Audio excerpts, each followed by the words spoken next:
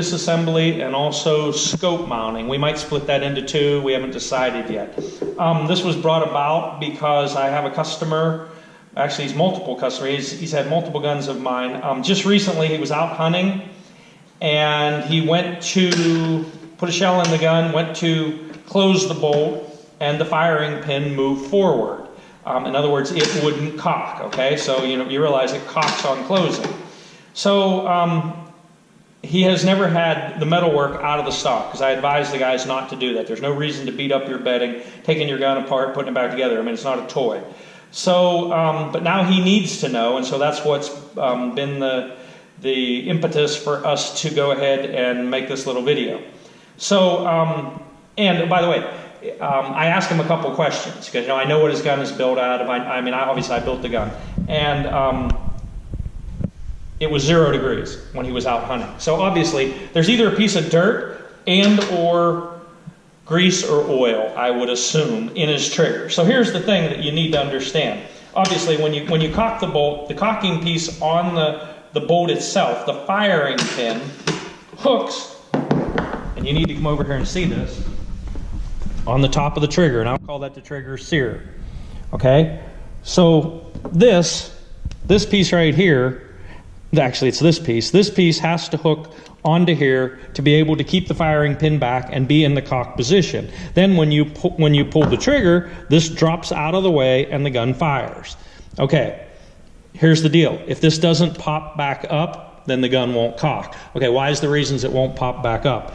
A, grease or oil and it's really cold temperatures, and or you've got dirt or grit in there. And it's funny because the guys who live in places like Canada, their problem will be grease and oil, freezing up. And the guys who live in Arizona, their problem will be dirt. If it's just dirt, you may not even have to disassemble the gun. All you need is an air compressor, a real air compressor, and a blowgun, and just blow it out. And usually if it's just a little piece of grit, it'll go immediately right back to functioning. But if it's grease or oil that's got down in there, and now it's 0 degrees out and it doesn't want to function, you're going to need to take the metalwork out of the stock, and you're going to need to, best case solution is to use lighter fluid. Hose it down with lighter fluid, then spray it off with an air compressor, and in all likelihood it'll go right back to working the way it should. The one thing you need to understand, and I'm going to digress here just for a minute. I mean, we use a lot of Jewel, and we use Huber triggers also. Those are the two triggers we use, Jewel and Huber. They are precise, fine instruments. They are not made to be abused. They will not, it's not an AK-47. They will not function when they're dirty. They will not function if they're covered with grease or oil and it's, 10 below 0. So you need to keep them clean and you need to maintain them. Now here's the thing. This is a 264 Winchester, a customer's gun. We're actually going to be mounting a scope on this also. This gun's already been taken out, already been fired, and we're going to use this as our example for assembly, disassembly, and actually it'll be disassembly, reassembly. So here's the very first thing. Put the safety lever halfway between safe and fire. And when we actually take this apart and you see the bedding, you're going to see why I'm telling you to do that. If you don't do that, you run a chance of breaking a little bit of my bedding, which you don't want to do. Okay, so I need to turn this gun over. And you'll notice I've just got it in a gun vise. Okay, pop the floor plate. And I'm going to use a little screwdriver. And I'm going to reach in here and I'm going to take this spring and follower out. Can you do it with the spring and follower in? Yes, but it just makes it a lot easier to get it out of the way. Okay, you need a T-handle. Loosen the rear screw first. Rear screw always is first or last, depending on whether you're putting it together or taking it apart.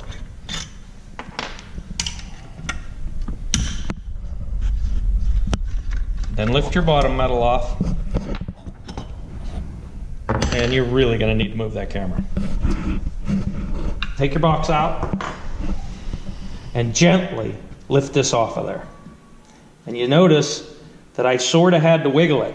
And the reason I had to wiggle it, and now he can go ahead and come in here, is you see this tab on the bedding. A lot of guys, they just go ahead and grind that right off. I do not. If you look at my bedding, and I'm pretty proud of my bedding, by the way, it takes a lot, there's a lot of time and energy that goes into bedding a gun. I mean, you have 2 or 3 days worth of work in bedding. anyways, a lot of guys just grind that off. I don't. I want every bit of bedding that I can possibly get for support. And so here's the thing. You realize this rolls over like this and goes on there. If you have this either in the forward or rearward position, you risk it hooking on either one of those tabs actually. And when you go to try to get it apart and or put it together, you'll break those tabs off. Now, it's not the end of the world if you do, but I don't like guys screwing up my really nice bedding. Okay, so here's the thing now. We've got it apart.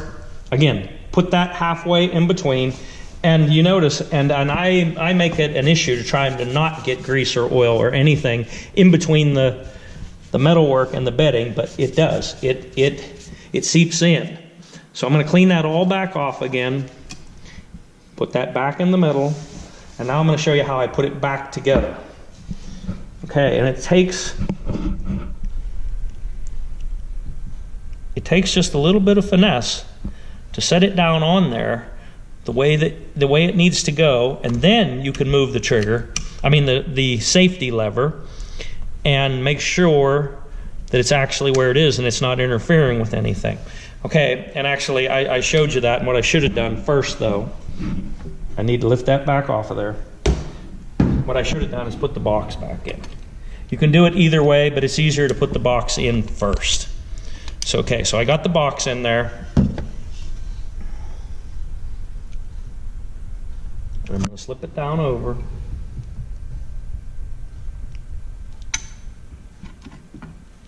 Okay, now make sure the box is down, and then I tap that forward just a little bit. Again, check your safety lever. Okay, take your bottom metal, set the bottom metal down on top of that. You'll notice too, by the way, that there's a relief groove the whole way around the bottom, the whole way around the lower edge of the bottom metal. That is for the box. And a lot of times I actually have to grind those boxes down just a little bit to have them fit the way I want to. And I'm going to show you that here in just a second. Now again, the front screw that is closest to the muzzle always goes first. Okay? Start it, run it down, do not tighten it. You do not want it tight, it's still loose, okay? Take the rear screw, do the same thing. Run it down, do not tighten it. Okay, now making sure that the safety lever is moving the way it should move. Now here's the thing. Take the gun, stand it on the butt, tap it just a little bit. Put your hand, actually your thumb and your index finger right where the barrel meets the end of the forearm. Then tighten the top screw. Okay, and guys always ask me, how much torque? Well, I don't know. I've done hundreds of these and my hand just knows. It's tight, but it's not super tight. I mean, if I really wanted to, I could snap that screw off, and I don't want that to happen. Now here's the thing. As I pulled that down, I felt all the bottom metal being sucked down into the stock, right? Now, we're going to do the rear one. And as we tighten this one, what we don't want is to feel any movement right here at all. And this is really important. It's basically how you check bedding. If when you tighten this rear screw, you feel any movement at all, and I mean a thou, there's something wrong in the bedding because the receiver is not being fully supported. The front screw does all the work, okay? It pulls it down, and of course we have it against the back of the recoil lug. Basically, that screw doesn't do very much, really, and it shouldn't. And like I said, if you turn it either way, like right now, if I was to loosen it, tighten it, and if you can feel this moving around, you got a crap bedding job. Okay, so next most important thing, and this is important, reach inside and see if the box actually is floating. You cannot believe how many guns come here and the guys are like, wow, my gun, you know, it's a custom gun, it shoots 2 inches at 100 yards. First thing I do is to check and see what this box is like. You cannot believe how many times that the bottom metal actually has the box is pinched between the receiver and the bottom metal. In other words, the gun isn't even sitting on the bedding. It's actually sitting on the box. And unless this box can float around, the gun's not going to shoot. And, you know, I'm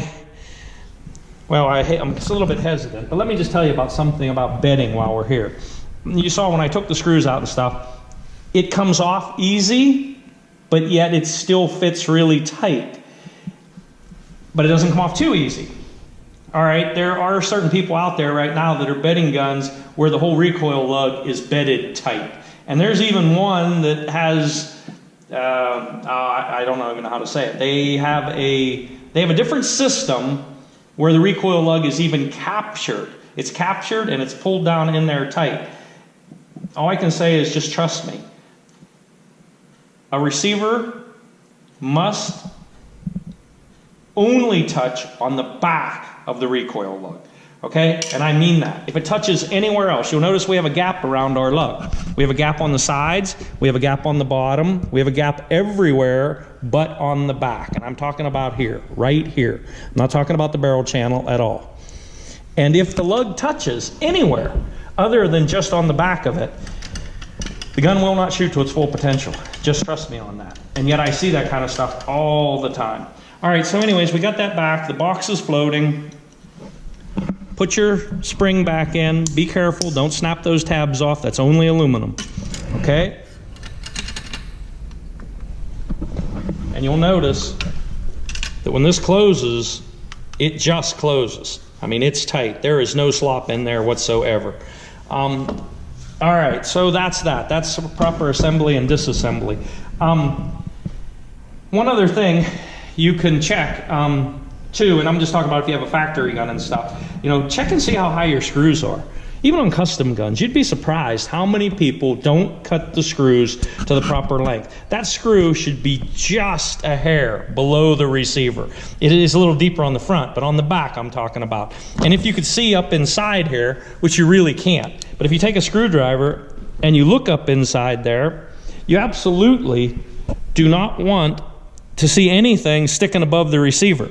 And if you take your hand, take your little finger and reach it in there, you can very easily feel if the bolt is below the receiver, and it should be just below the receiver. I'm talking like 10 thou.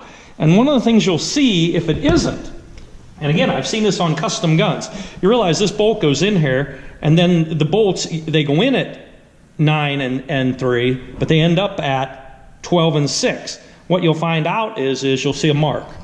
You'll see a silver line right across the bottom of the lug there. Well, that's that bolt reaching up in there and scratching a thing in there. Again, trust me, if that happens, it won't shoot, okay? So that's proper assembly, proper disassembly, proper reassembly. Now we're going to mount a scope on this gun. Do you want to separate it, or do you want to do this all at once? All right, well then we're going to quit right here, and then we're going to start again mounting this scope.